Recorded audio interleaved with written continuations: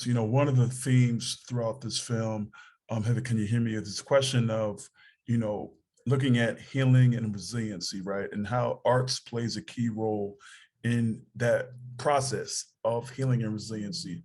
I would love for you to unpack for us how and the ways that arts can be utilized to promote healing and resiliency in our communities, particularly for those communities who are impacted by gun violence. Absolutely. So first, I do want to say that creativity, narratives, um, as helpful as they can be in supporting people and navigating the impact of trauma and gun violence, it doesn't take away the pain. However, creativity can support people in expressing themselves and being able to identify new and different ways to process their feelings of grief. And also, it's important for us to really have opportunities to tell our story using all different mediums. So, from music to art to photography, something that happens in the brain when we've experienced trauma, there's actually several things that happen in the brain that impact our ability to be able to verbalize our experiences. Our speech center is called Broca's area. It's offline when we're experiencing a trauma. So if we've experienced the death of someone that we love, someone that is close to us as a result of gun violence, uh, after hearing that news and when processing that, the area of the brain that's responsible for speech is offline. And then also, there's the right and the left hemispheres of the brain. And in between those is a bundle of nerve fibers called the corpus callosum that helps us connect the verbal and the nonverbal. Also, when we go through trauma, um, those two hemispheres have difficulty being able to communicate with each other. So those are some neurobiological reasons. There are many, many other reasons why the arts are powerful, but sometimes we don't have the words to be able to express our pain, to be able to process the things that we have gone through. And the arts are able to speak for us when we don't have the language to be able to describe what we've been through. Thank you so much for that. I'd love to see if I could also bring in Ami to even explore this topic a bit more. Really just looking at really the ways of art making, but also the therapeutic ways of art making, right? And the work that you've done, obviously with Build a Bridge, and what sort of outcomes you've seen in the community, changes, impact, people that have been transformed by the use of art through your work. I mean, what Dr. Corrado just said was really apt and really caught a lot of what I would say.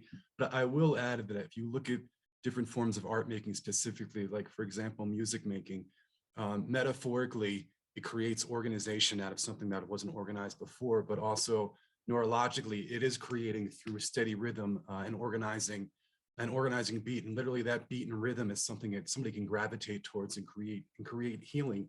And again, like the therapeutic arts that we're talking about, we can't cure trauma, but we can help people along the way and create this healing process.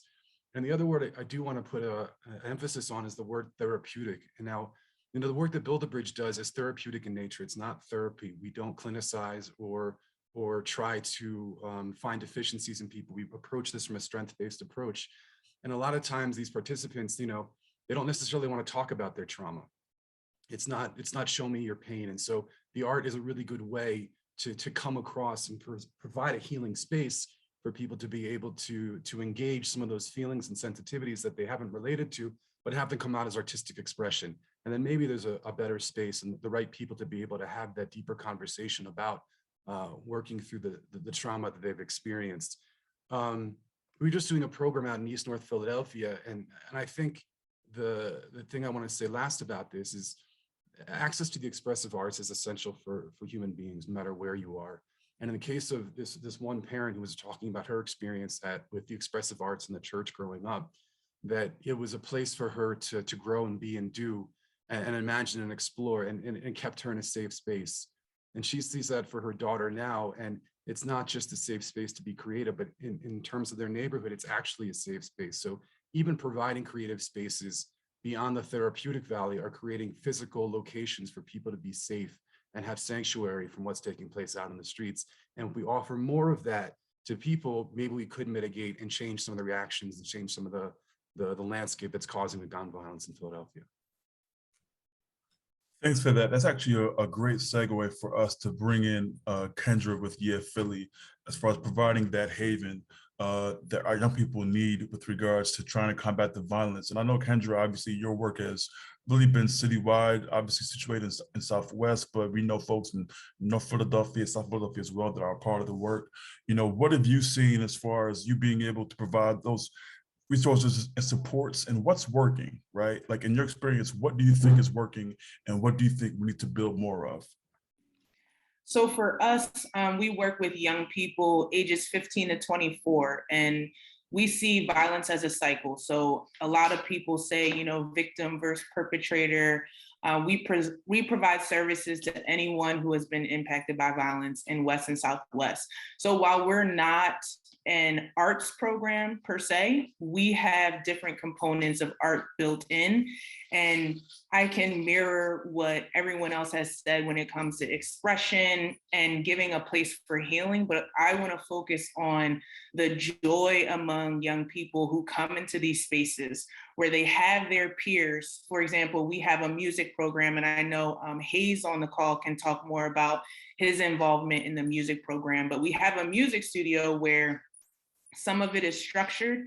We have different engineers that come throughout the week, but other times they can just go into the studio and make music. They learn how to make beats.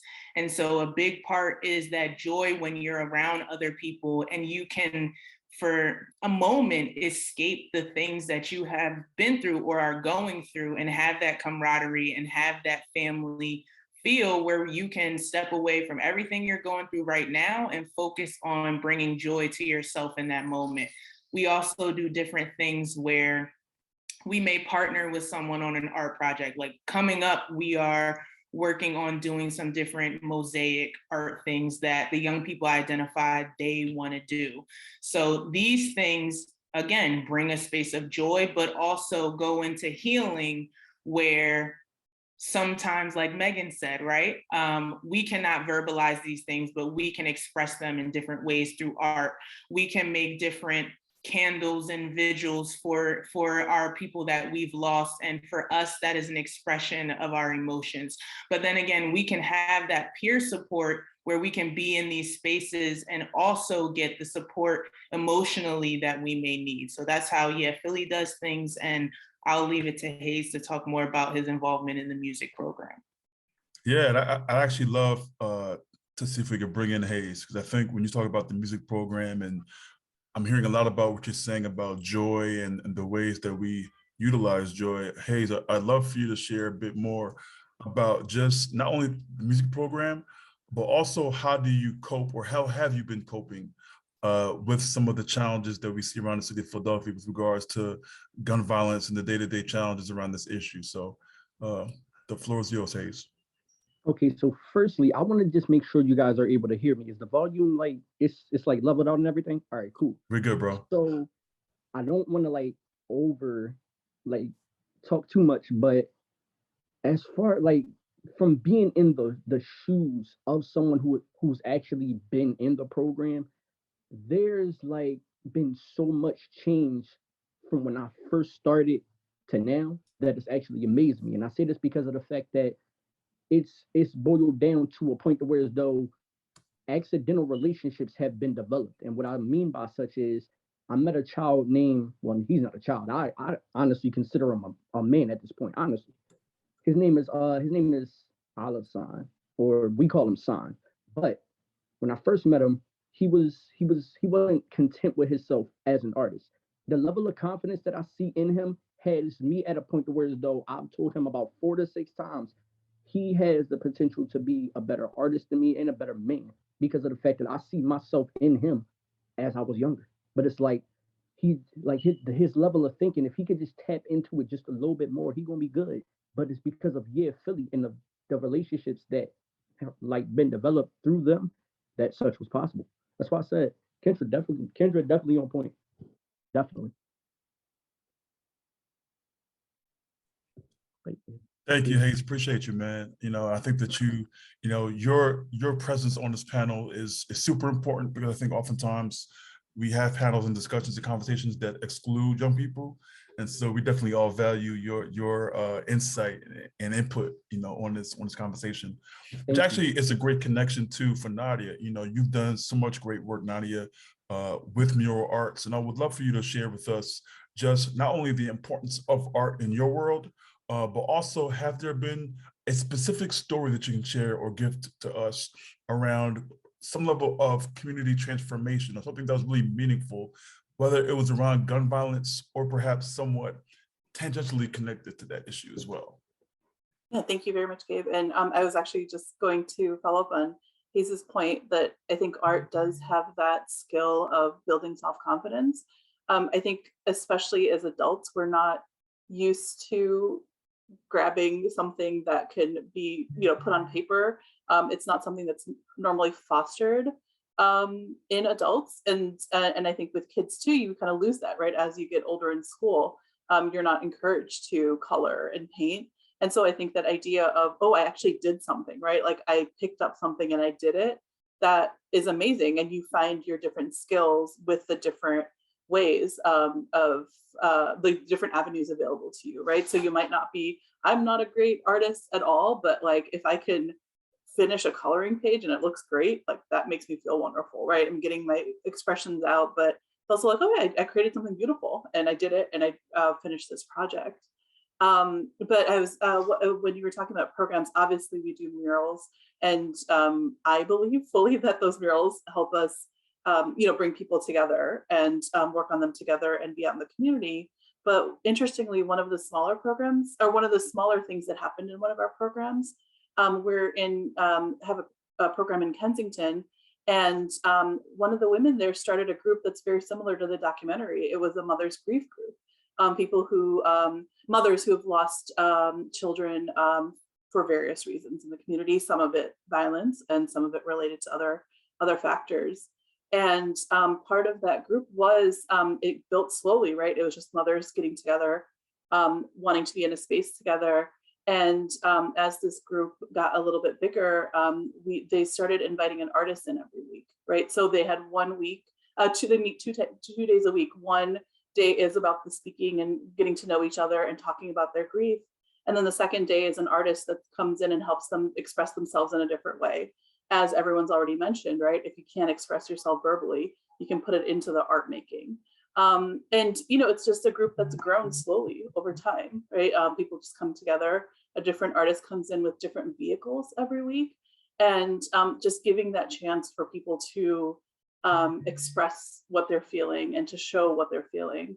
And also art is very much a universal language, right? So you might not be able to tell someone what you're feeling, but if someone sees it in your work, they know what that means, right? They can see that, they can talk to each other in that way. It helps create a connection between people.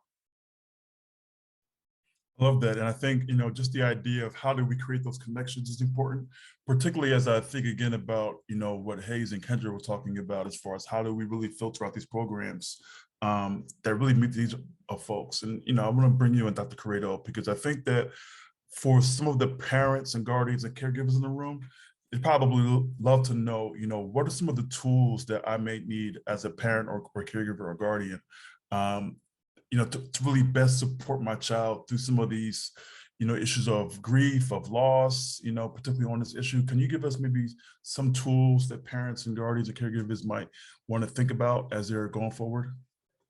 Sure. So I feel like the most important thing when we're thinking about the ramifications of gun violence and when we're thinking about how to prevent gun violence is really thinking about coping strategies.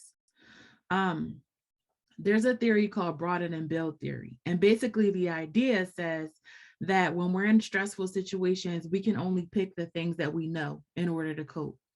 So if all I know is to pick up a gun, to smack somebody, or to play basketball, when I'm in a stressful situation, I can only pick one of those 3 things. I can't choose, to do deep breathing. I can't do yoga. I can only do one of those 3 things because that's what I know.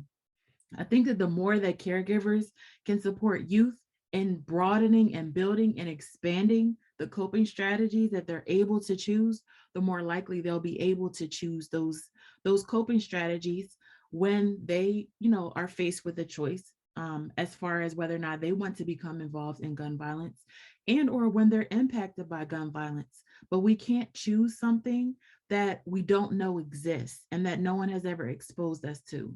So I always encourage parents, caregivers, aunties, uncles, mentors, coaches, to take a youth with you, take somebody with you when you are engaging in your coping strategy. It might be a little irritating. You might want to, do your gardening alone or bake by yourself or paint alone in silence. See if you can bring someone else with you, a youth, a young adult, even an older adult. Because when you're doing that, you're exposing people to more and more coping strategies so that when those moments come, when those overwhelming moments come, they're able to choose those things. I do also, so in general, I think that we need to build coping strategies. And then there are a lot of different resources. I'm thinking about some of the resources that I create through Storiez. So I created Storiez, a coping guide, Storiez, a feelings guide. And then I have a colleague, her name is Karen Traceman, who has like books and books of ideas, of activities to support caregivers, parents, other community leaders in developing specific coping strategies. Awesome. I love that. And I think the idea of coping, through this process, as we've all been trying to cope through the last 2 years, the pandemic, just compounded with all the other issues, is a great part of this. I'd love to bring you in, Kendra, as well, because I think that as we're discussing this, first of all, I want to thank everybody for participating. We've got a great numbers of folks right now who are part of this discussion. So we definitely value your time. And actually in about 10 minutes or so, we'll provide some time for some question and answer. So feel free to be writing down some of those thoughts and questions that you might have for our panelists. But for you, Kendra, I think some of the things they talk about around, challenges of gun violence and the coping strategies and the ideas and the issues really is the idea of it's not always going to be quote unquote sweet. It's not always going to be quote unquote positive and rainbows and roller coasters and ice cream, right? I mean, there's a lot of serious issues happening right now in our city. Our young people are experiencing grave levels of trauma. And so I want to actually talk briefly about the other side of this, which is some of the challenges and really sort of unpack some of the challenges that you've had to overcome, even like some of the lessons learned, because I think it's important for us to all understand it's not going to be a overnight change to this issue, right? I mean, we're in a moment of crisis, right? And so talk a bit about, if you can, some of the challenges that you've overcome as an organization. How much time you got? The challenges are a lot, right? So we're dealing with an issue that is not a blanket issue for everyone in terms of how people deal with it, what it looks like, how we're impacted by it. So for us, I think a big challenge, and continues to be, but we are doing well with it, is the fact that we are a space that's located in between some beef that's going on, right? So the neighborhood beefs that people have, whether that be, we're in West Philly, but we serve West and Southwest. There's beef between West and Southwest. There's beef all across the city. The North Side, South Side beef, where if you live on the North Side of Market Street, you don't mess with the people who live on the South Side of Market Street. But I think we've done a really good job of forming these relationships and reaching young people to where they are comfortable coming to us regardless where they're from, right? We have a lot of young people in this space from all over. They're able to mediate some things. They're able to say, while we're in here, it's cool. We can work through some of this stuff. So I think that is a really big challenge that we've been able to get a grasp on. And another thing is just the mediations in terms of the community. That's a really big thing. We have a lot of people who call us and say, my cousin told me to call you. I'm having an issue with this person and I'm having an issue with this block and they're trying to kill me. Can you help? So I think just the way that we reach young people who really need it the most, we say that because when we talk about violence, we always say, we have to help this specific type of person, but we're not going to help this person because they commit crimes in the streets. For us, it doesn't matter because we know that When people have done something, it's usually has happened to them. We know hurt people hurt people. So we provide a service to anyone who asks us in terms of, we don't say whether you deserve something or not. So definitely the mediations in the community and having a direct line to people who identify as being a part of Block gangs, who identify as being a part of streets, they know that they can come to us for certain things. That's good to know. And I think, that gives us, I think, some fruit to sit on a little bit, right? As we think about some of these neighborhood beats, as you mentioned, and some of the other challenges. I want to bring you in, Ami, obviously with the name BuildaBridge and some of the work that we're hearing today for the past half an hour or so, we're talking a lot about building coalitions, right? Ami, like we're talking about how do we, create these sort of alliances across neighborhoods, across people, across ethnic groups, across class lines, right? Talk a bit about the importance on this issue in particular of building those bridges, literally, but also just creating those alliances, right? That are really needed when it comes to addressing issues such as these. If we're looking to create a macro change in Philadelphia, it's not going to happen in the vacuums of our own individual organizations. I think the more resource sharing, the more communication, the more discussion and even programming together that organizations and people like us do will change what we're seeing on the ground. I mean, we're a tiny, tiny, tiny nonprofit. And it's also like financially savvy for us to partner with organizations. Like we can't take the mantle of something like this on our own. And so we find other organizations that are struggling as well, where we can support their programming. They can support us with maybe doing some direct programming for their population that they work with. And there we've been able to help a neighborhood group while also achieving a larger change that we're seeking. And I think if there was more collaboration like that, I mean, there's a lot of not, I wouldn't say fighting, but the challenge of getting the right resources. There was all these grants that just came out from the city, millions and millions of dollars. And an organization like BuildaBridge, can't really get that. We don't have the capacity to do all the ladder climbing to be able to justify that, the crossing of the T's and dotting of the I's. But, doing work with Dr. Megan, lecturing at one of the social work classes, or doing something with Gegasam out in East North Philadelphia, or working with an elementary school, like all this cross collaboration, I think is what will help turn the tide of what's taking place here, but it has to be widespread. And maybe it's not just two organizations working together, maybe it's 3 or 4.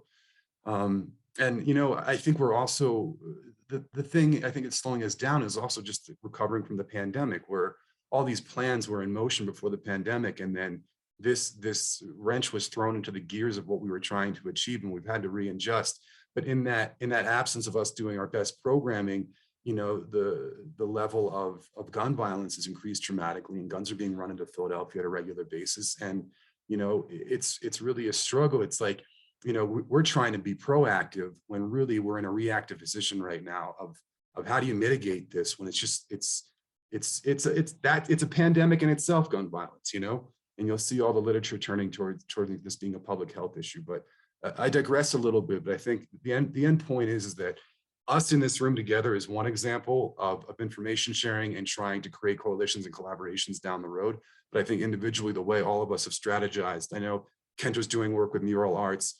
Dr. Corrado is everywhere in the city making relationships. And I think this is really essential for the future of dealing with this epidemic. Thanks for that. I mean, I think, as I think more about the future of dealing with this epidemic, I also want to bring Hayes back on. Hayes, one of the things that we know working with young people and just being young people once ourselves is the idea that although we might be a part of these programs or been advocates for these programs, we still have peers and friends who frankly don't want to be a part of these programs, right? And who might have different needs, who might have different desires, who, as we say in the neighborhood, might flag a program like, all right, that program Mr. Gabe is cool, but I ain't trying to go to that. That's for you. what are your friends saying? Like, what are your peers saying as far as some of their needs that just really aren't being met? It could be in the arts world, it could be in the world of, other issues that they're maybe interested in or ideas they're interested in. What are your friends and peers saying who perhaps are not as involved as you are?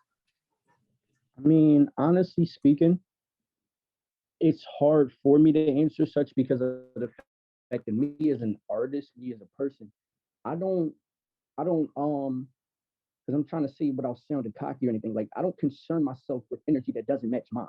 Because me as an artist and a man, I'm in the position of where as though I'm fed up with the environment that I'm in. So with such being said, I'm taking the necessary steps to get out of this environment.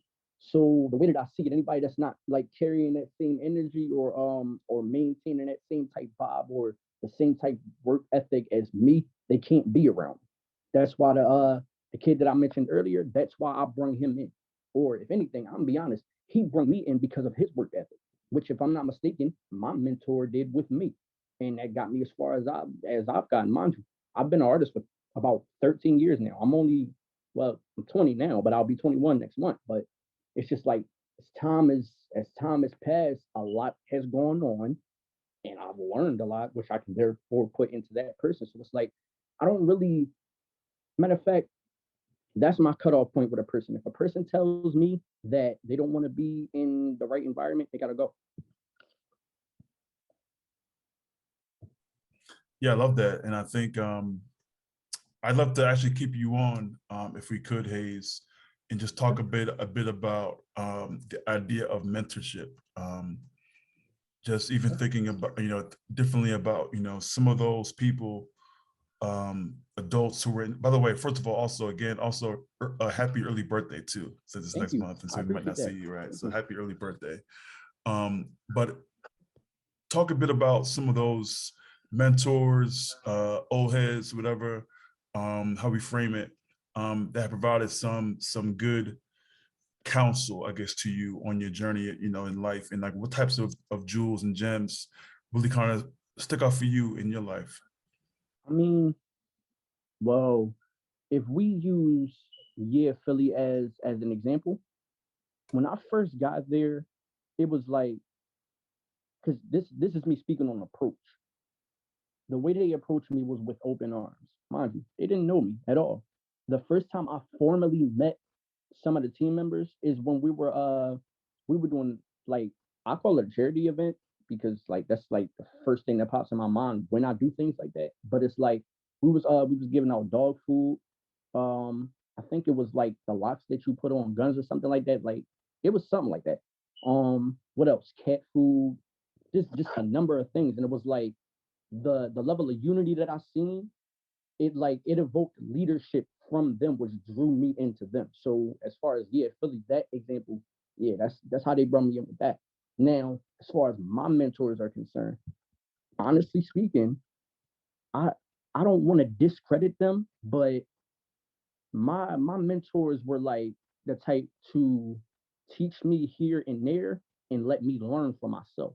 So it's like that's why when it comes to sign, I do that with him towards the point to where like it was a time where I came to Year Philly and we were supposed to have a studio session. And instead we had a full blown conversation from about 4 something to 11 o'clock at night, just a straight life conversation. And within such, it's like I seen more and more him as a person. And I just eventually told him, somewhere along the line, you're not going to need me because he's the type of person I can teach here and there and he'll learn himself. I went to Year Philly for like a day one time. And I I can honestly say I disappeared for like 2 days, I believe. I came back. It was like he was a different person. That alone shows me a lot. So it's all about approach if we're being honest. No, I love that. I love that. I think it's always approach and presentation, and you know, sometimes the right words can come from a face that people might not think it's coming from. But Yeah. with the right message, it can really ring true. It can resonate. It can really hit your heart, in the right way. Um, and I love people providing content in the chat. Please continue to put content in the chat. I'm sorry, I did Our not see panelists you. are also very insightful. Thank you for providing comments in the chat, everybody. I want to bring Nadia back in and just again talk briefly about, because there's a couple of powerful scenes in the film, again done by our filmmaker Terrence Pitts. Heaven, can you hear me? Just about the ways that these community groups find sort of a solace with working with each other, right? So like whether it's Mothers in Charge coming together at a meeting group and that sort of ritual of coming together, right? Or whether it's Frontline Dads and Ruben talking a bit about, how they sort of advance their work. Talk about what you've seen also when folks gather, right, in that process of making art, right? And just the magic that happens when people are actually together, able to see each other and work together and share pain and share stories as they're working. Talk a bit about that if you can, and how that kind of also feeds into our conversation today. Yeah, no, I think being able to gather together is really powerful. And we all feel this in the pandemic when we weren't able to gather together anymore, what an effect it had on folks, right? We having that connection and also not feeling isolated, right? A lot of the things that happen to people, a lot of mental health concerns can come up when you feel like you're the only one dealing with something. As much as, I've trained as a clinician, Dr. Corrado was my supervisor and my mentor, and I love therapy, very much promote the idea of going to therapy.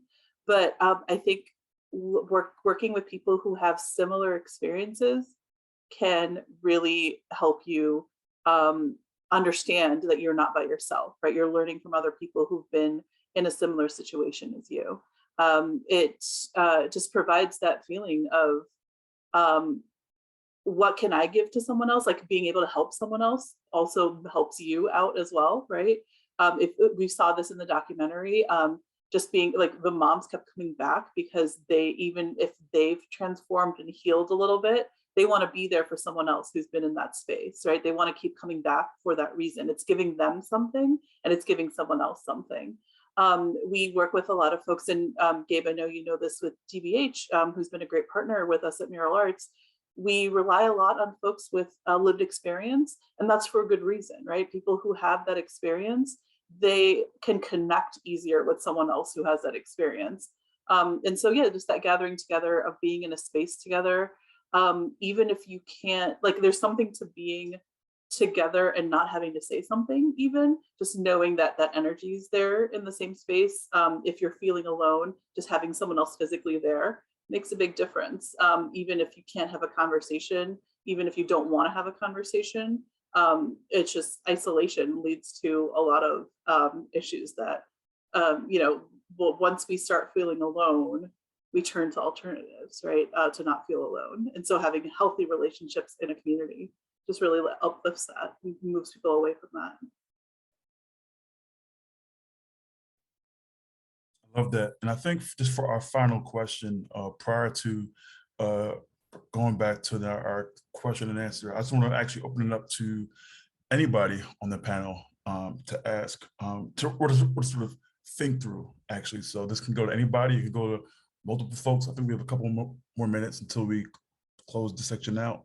But really, how do you personally cope with the work? And I think I want to ask that question because oftentimes we don't think about what the practitioners, the sort of thought leaders and people who are sort of on the ground in this work, what are you doing to keep yourself healthy, to keep yourself mentally healthy and with a positive and good and productive emotional well-being? I'm sure that we all have our own practices, but I think I would love to hear for us, because I think that we're all, I'm sure, even considering the participants who are watching, they may be able to tap in on this. So I actually want to start, actually, if we could, with our digital moderator, Beatrice. I think I would love for you to share with that, and then maybe we could bounce around a little bit to see how well people chime in on this topic.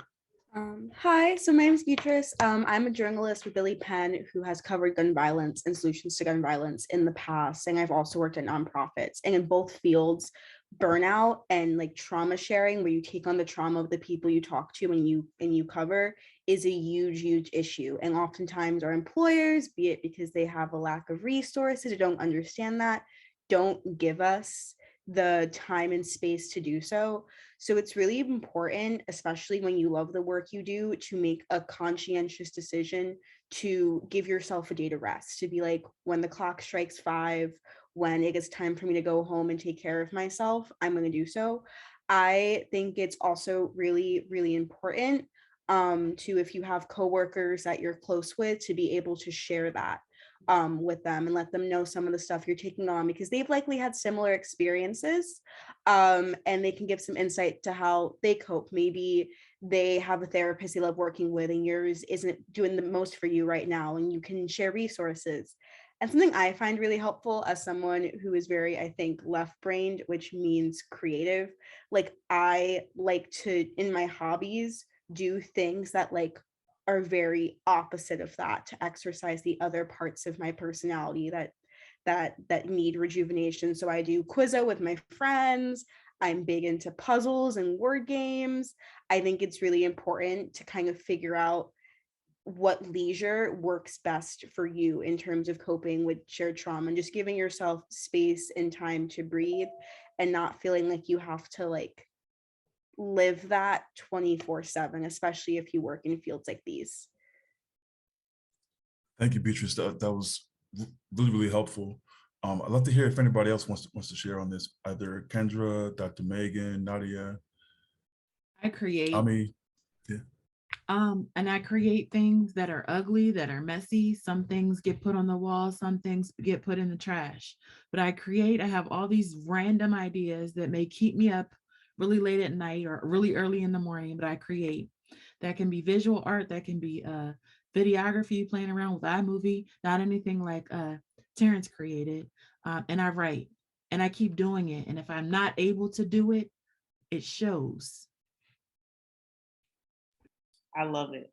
So I've got, I'm gonna say 3 things. 1, I pay a lot of money for a really good therapist. Without her, I'd probably be insane. 2, I like to be outside, so I hike a lot. We take young people hiking, they will tell you they always got us in the woods. They used to be like, I'm not doing this, I'm not doing that, but they love it and it's fun. And it's also an outlet and a release. And then 3, I'm sure everybody on here knows what FTK means. I have FTK Wednesdays. Every Wednesday, they know, don't contact me. My phone is on DND, and I have spent my Wednesdays disconnecting to whether that's I'm going to see a play if I want to go see it. I'm taking myself to breakfast. I'm disconnecting from kids and young people, and I don't want to talk to you on Wednesday, and I love you, and that's perfectly okay. Yeah, I will reiterate boundaries, very, very important. And Beatrice mentioned this, right? You're passionate about the work, so you want to just always do it, but creating those healthy boundaries for yourself, just really, really important. And I've always found once you put a boundary in place, other people respect it. It might take a little while, but people respect it once you put it into place. So it's really on you to just create that boundary. Yeah, being outdoors, I think going for a walk for me every day, being in the sun when there is sun. And I'm not, like, as I mentioned, I'm not an artist, but in the pandemic, I got some paint by numbers, and you don't have to be an artist. You can just the paint by numbers will guide you. The painting looks beautiful. And it's just, yeah, it keeps for me, it was a lot of keeping my eye off the screen too, because we're on Zoom all the time. But also just lets you clear your mind, right? You don't have to think about the things, or you can process the things that have been going on so that you can let that creativity get out and get it out on the paper instead. Yeah, I'll just add that, you know, if I can't take care of myself, how can I take care of anybody else? They're going to know that I'm a mess. They're going to know that, like, I'm off and I'm not running on all the cylinders. So it's a duty that I have. And aside from, like, yeah, I'm a would-be singer-songwriter. I run around writing music and have the audacity that people will listen to me. But I got a group of people together once a week. We all hold ourselves accountable. We whether it's online or in person, we do it mostly online. We take a prompt, we write for an hour and a half, come back together, we share our music. It's wonderful, you know, but it doesn't stop there. Like, you know, looking at tangible things, started using a meditation app, meditating in the morning and in the evening, creating those boundaries, creating separation. Like, I am a healthier person, and I know the people that are around me that, you want to talk about some of the science that Dr. Megan mentioned too. Neural mirroring is real, that people can feel how I'm feeling and they can take that home with them. If I'm having a bad day, that is going to be reflected off myself, and it's going to send ripples in the wrong direction. So if I'm taking care of myself, that's one way that I can help somebody else too. So it's not just self-care, is not just self-care. You're taking care of other people and you're taking care of yourself. That's right, Ami, and thank you all for that. And as we at this point pass it over to Beatrice to kind of do some more questions, I want folks to, if you can, throw in the chat as well. For all of our participants, feel free to put in this chat what you do to maintain your self-care. I think that we got some great responses on that, and maybe there's some things that you've picked up that might be good for you, that really resonate with you, or maybe something that's new for you. Maybe it's Pilates, maybe it's a walk down the Wissahickon, maybe it's going down to Schuylkill River, maybe it's going for a hike or a nice long drive. Whatever works for you, a good meal with loved ones, yoga, sleep, making music, whatever works for you. We'd love to hear your thoughts as well, and you can put those ideas in the chat. And I'll pass it over to you, Beatrice. All right. Hi, guys. We got off to a pretty slow start, but we ended up gathering so many questions to ask our lovely panelists. So thank you so much for being active participants. I'm going to kick it off with a question for Nadia and Dr. Corrado. So this came from, I have so many notes. Okay, this is from Robin Lofquist. So sorry if I butchered your name. So for people just getting started in the arts, especially, young people who want to act cool, how do you get behind, how do you kind of push participants beyond the self-doubt, when they say, oh, I can't sing, I don't know how to draw, I don't want to draw? How do you kind of get past that barrier? Nadia, you want to jump in? Gonna ask if you want to go first. For us, it really is providing as many options as possible. Beyond providing people a choice, right? We never want to make anyone do anything. I think a lot of times in our lives, a lot of populations, especially the ones we work with, don't have choices. So we want to offer people a choice. But beyond that, we know that not everything is going to appeal to everybody. Right. Some people respond really well to music and don't ever want to pick up a paintbrush. Right. That's just not their thing. We just want to make sure that people understand that creativity isn't limited to one area. Right. You can be creative. And I think people don't realize how creative they are in their everyday lives. People mention cooking, that takes a lot of creativity, right? If you're passionate about cooking, deciding what to put into something, experimenting, that's creativity right there. I know for me, like, I mean, and Dr. Corrado can speak about this as well, because I know she puts importance on her nails, but like doing my own nails, right? Like that takes skill and creativity to do that, right? And I think in small ways, we don't realize what ways we're forming creativity, right? Putting out social media posts, that is a lot of creativity right there. And there are a lot of kids who are so good at that. Those are skills that I do not have, right? But so it's just giving people options and having the patience of, you don't have to find the thing in the moment. Just keep trying and you'll find it eventually, right? Like there's a lot of, I think also just the systems we're part of, right? In school, you have to have an outcome in some way. If you can create a space where it's just you being there, that you don't have to actually produce something, I think that leaves room for people to figure it out.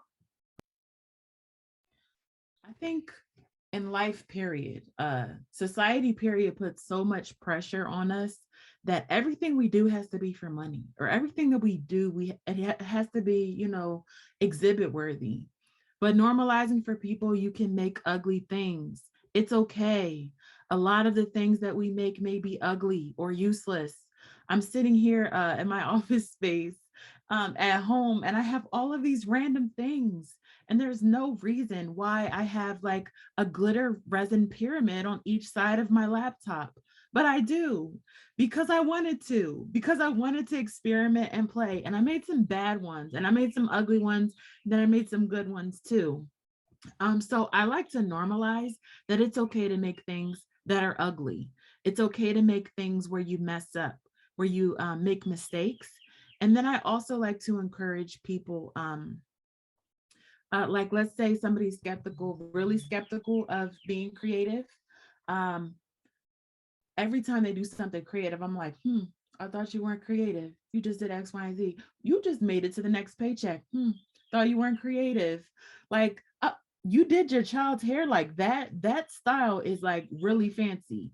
The way you put your outfit together, I thought you weren't creative. So also expanding it beyond art making.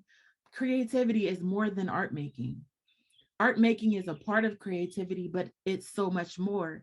So being able to capitalize, I've seen such creative things. People are using resources in these like innovative ways, even before the pandemic, where you're just like, wow, you thought of that? Survival in and of itself is creative too. So being able to normalize that, I think is really important. No, I think that's a super important part because thrift and perseverance are inherently creative because you're taking the resources you already have, both personal and material, and saying, how can I extend this so I can maybe get some enjoyment beyond survival? And that's super, super important to emphasize. In keeping with kind of this theme of getting past participant mental blocks, I have some questions for Hayes and Kendra with EF Philly. So one of our attendees said, I'm not a therapist, but I work with a lot of adult males who might be closed off to conversation. They might not be open to expressing that they have been impacted by violence or gun violence. So how do you kind of navigate those conversations and get them to open up, especially in group settings? Because, you know, teen boys want to posture, they want to seem cool, they want to seem tough. So how do you like get through that veneer? Go ahead, Hayes. Sorry about that. Well, with me, I just like I relate to him on a personal level because it's like, all right, so again with San, being as though I seen more of myself, like my younger self in him, it was like it made it easier because it was like basically looking in the mirror and talking to myself, literally. So it was like if I see him about to make a certain type move and it's like I don't want to mediate him or be like an authority figure over him. I just like give him an example of what happened when I did certain things. And it would be like, maybe like go about it like this. Just give them like, make them feel like they're not obligated, but just give them options. Because when you feel like you're obligated, you feel boxed in and you start to act impulsive. And when you start doing that, everything falls apart. So yeah, that could help. So for me, and it's very different, right? Like I'm not a man. It's different, but for me, it's about the relationship. If it's, I think about how, especially boys, like we hug, right? Like we know that people in general just need love. So I'm always like, oh, hey, how you doing? You know, getting to know them on a different level. I don't want to ask you a million questions and do all these things, but I give hugs. I tell people I love them. But when you build that relationship, when they trust you, they will come and tell you all types of things that you don't even want to know. You don't even got to ask, but it'll come out. And so I think just building that relationship with young men to where you ask them about different things, even, you know, using what they like and doing those things with them, or asking them about what they like to do in their free time. They like to talk about certain things. So I think that starts the relationship of, I'm feeling more comfortable to talk about these other things that I usually don't talk about with anybody else, or I don't want to share, but now I feel like I can trust that I can share my story. I have another question. This one is for our friends on the panel who run nonprofits. This came from another anonymous panel attendee, and they said, I never know where to start in my own community. So on a micro level, how can we start getting involved in our community's anti-violence initiatives without overstepping the work or not acknowledging the work that has already been done? Anybody who has a gut answer can jump in, because I know this is like a very, very heavy question. I mean, it doesn't have to start necessarily with gun violence, but how about, do you know your neighbors? Do you know the folks down your block that have been there longer than you? Do you know the people who just moved in that are new to the neighborhood? And I think that idea of community and relationship building is essential to deal with any situation. And I would start there first. If the specter of dealing with something as heavy as gun violence seems overwhelming, get to know your neighbors and create community there, because there's chances are someone needs you, and you need somebody there. I second that. Definitely know your neighbors and ask people questions about what's happening already. I think a big mistake people make is that they try to insert themselves without like understanding what's happening first. And even when people mean well, there's always something going on. So getting to know what's happening, ask your neighbors, and definitely talk to your Black captain. The Black captains, they know in general what's going on, or at least have meetings where there's a ton of information being shared. So I would start there.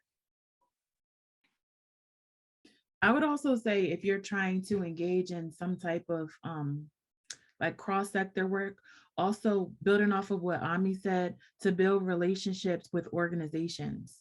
So there's a lot of people who are in this space of trauma-informed care. Trauma-informed care is such a buzzword, whether you're focusing on community violence, on gun violence, or on other forms of trauma.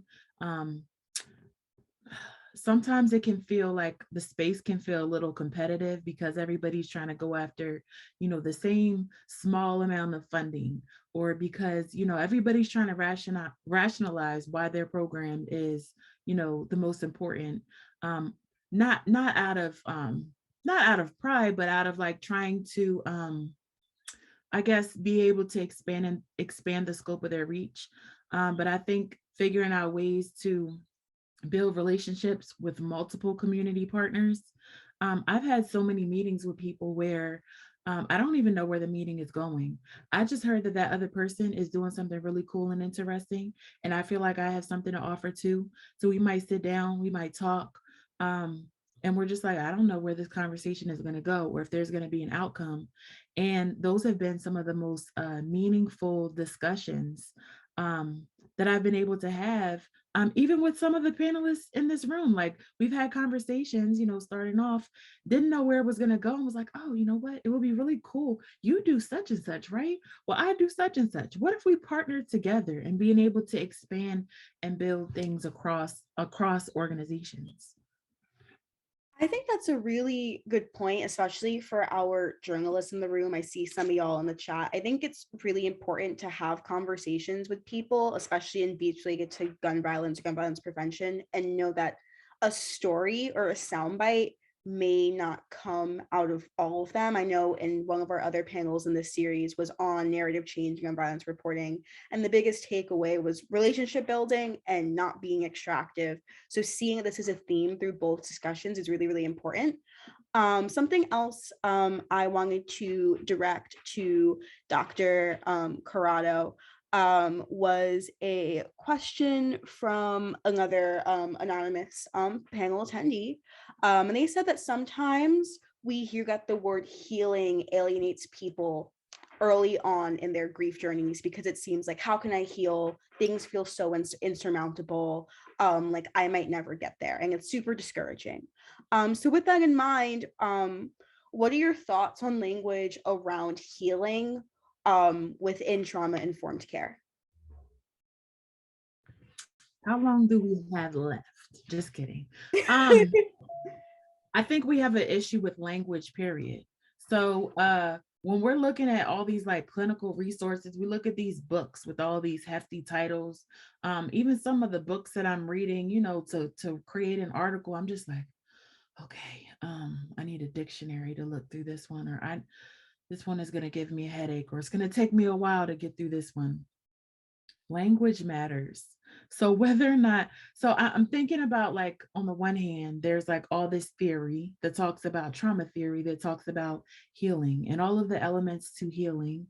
And then also, like, clinicians, social workers, therapists are also kind of holding the power over what language is used to talk about trauma. And I really believe that we need to allow people to have the agency, the control to be able to use the language that makes the most sense for them. Some of the most traumatized people that I've ever worked with never use the word trauma to describe their experiences. And some of the most evolved, resilient people who are able to tap into their strengths don't use the word healing. So we want to think about, what language do people use to describe their own experiences? Healing is if one of us uses healing in a well-meaning way, but someone else is like, what is that supposed to mean? I've lost someone. I'm never going to get them back. Then how do we say, you know what? I apologize for using that term. What's a better term we can use? Or how else do we want to describe this process? And we use that word. Clinicians, therapists don't hold the monopoly on the language people can use to describe their traumatic experiences. Every person, every individual who's been through trauma has the ability, should have the control, should have the independence to be able to use the words that make sense for them. That was so well put. If I knew how to snap, I would snap. I have another question for our nonprofit friends on the panel. This question is really about the scarcity of resources for people who work in nonprofits, because there's so little funding up for grabs. How do you strategize past engaging with the arts with young people that may require like lots of resources? Like, say, a young person wants to, work on an album from songs they've written about their experiences, but studio time's expensive, right? How do you kind of like negotiate all of that? So can I jump in here? Yes. Only because I feel like we spend tons of money on the things that we do. And that's because it comes from what young people tell us that they need. It shouldn't matter if they need studio time and it's expensive. Like, we build everything into the money that we fundraise. Every contract, every grant, we make it very clear. We are very transparent. You may be wanting to fund something specific, but this is actually what we need, because this is what young people are telling us that we need.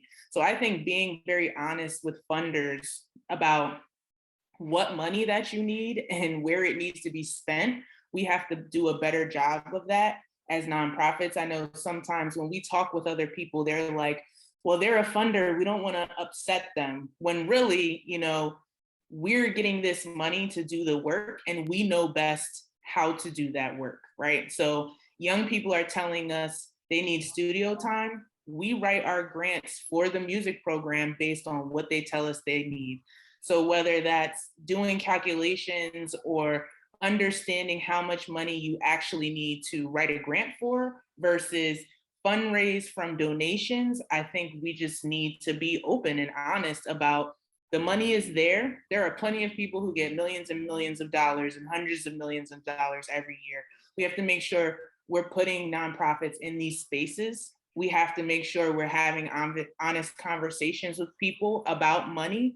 And it can be uncomfortable, but I think that is the best route that we have taken. And I know over the past year, we've grown our budget almost $1 million in less than a year. So we are growing beyond capacity. We are raising money left and right. But I can say now that we are comfortable with the resources and the program money that we have. Of course, we want more, right? But we can spend our money in various ways because of the way we do these things. I was going to say, I think it's a fallacy to think that there isn't money out there. That is just unfortunately the scarcity model that we work from. It's the systems that are put on us, right? That like the more we compete with each other, for this idea that there's no money and we're all competing for that money, the more it keeps us down, right? There, like Kendra said, people have a lot of money. There's a lot of money out there in the world, and sticking to our morals of, yes, this is what we're hearing from the people we're working with. This is what we know will work. Here's the proof of that, and not being afraid to say, this is where the money's going to, and this is why we need it. I think Ami brought it up too, right? That this idea that that we're all competing for the same money and that we can't share resources, it keeps us all separated. And we can work together, right? That doesn't mean that the funding for me will go away because I decide to work with BuildaBridge, right? That means that our programs are just stronger because we're sharing that information together. And use your network. I have Studio time that's expensive. Think about people who provide teachers and studios for free to people who need it, and make sure you network and connect with the people for which you need. All right, I have one final logistical question I saved for the end, so they don't want to let self-promo or promo take up too much of this conversation. We had quite a lot of attendees want to know where they can access Dr. Corrado's resources on coping. So do you want to give a plug for where we can find those? www.storiesguide.com. Type that I'll put it in the chat. Awesome. Thank you guys so much for such a lovely conversation. I really appreciate how fun and fresh we kept it. I know a lot of these conversations can get a bit heavy and daunting. So thank you guys for the immaculate energy you all brought to this discussion.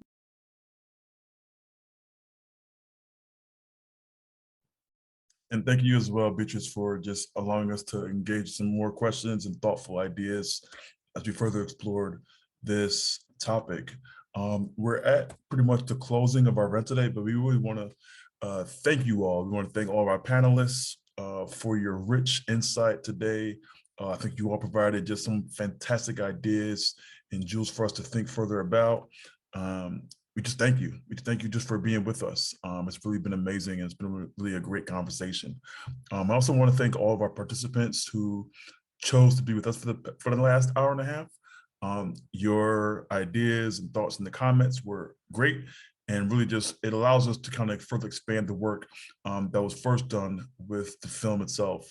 Heaven, can you hear me? So we thank you. And we also want to say just to remain vigilant and to remain confident in the work as we work towards, still working to address this question of gun violence, and being confident in the fact that, together we can make whatever change we want to see happen in the world, and certainly locally in our city of Philadelphia. With that being said, what I want to do is I actually want to pass it over to our filmmaker for closing remarks. And thank you again on behalf of DPHIDS and our EMOC initiative, Gabriel Bryant. I pass it over to Terrence Pitts, our filmmaker. Wonderful job moderating. Thank you so much, Gabe. Thank you, all the panelists. You are all, as I was listening to the conversation or looking at you, I was thinking how amazing all of you are in such unique ways. So I just want to thank you for being willing participants on this journey and helping to co-create this panel. Thank you from the bottom of my heart, and all the participants out there. Thank you for joining us today. God bless everybody. Bye-bye. Have a great day.